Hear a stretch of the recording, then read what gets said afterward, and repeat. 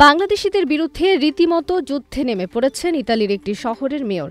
BBC জানিয়েছে ৩০,০০০ বাসিন্দার শহর মনফ্যালকন ইতালির অন্য যে কোনো নগরীর চেয়ে অনন্য, কেননা শহরের প্রায় ১/৩ জনগোষ্ঠী বিদেশি, যাদের মধ্যে অধিকাংশই আবার বাংলাদেশি মুসলিম। ইতালির এই শহরে ৯০-এর দশকে বড় বড় প্রমোত্তরি বানানোর জন্য বাংলাদেশিরা পাড়ি দেন।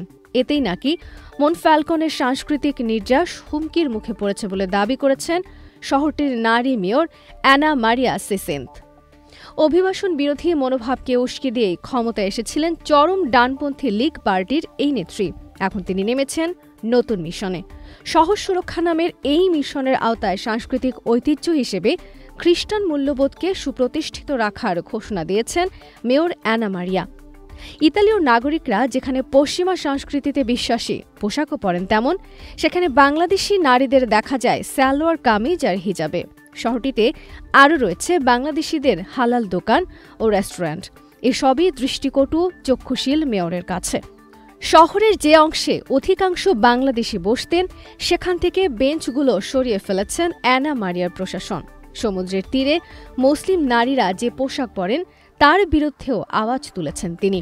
শহরের দুটি ইসলামিক সেন্টারে জামাতের নামাজ আদায় নিষিদ্ধের পর মনফ্যালকনে উত্তেজনা আরও বেড়ে যায়। ইতালির আইনে যে কয়টি ধর্মের কথা বলা হয়েছে তাতে ইসলামের কোনো উল্লেখ নেই, আর সেই সুযোগটাই কাজে লাগাতে চাইছেন অ্যানা মারিয়া।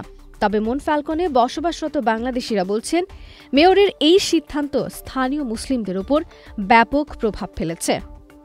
ইতালি ইউরোপের সবচেয়ে কম জন্মহারের দেশগুলোর মধ্যে একটি। গেল বছর সেখানে মাত্র ৩,৭৯,০০০ শিশু জন্মেছে। শ্রমিকের সংখ্যাও কম দেশটিতে। জন্মহার নেতিবাচক থাকা এই দেশে প্রবাসীরাই প্রধান ভরসা।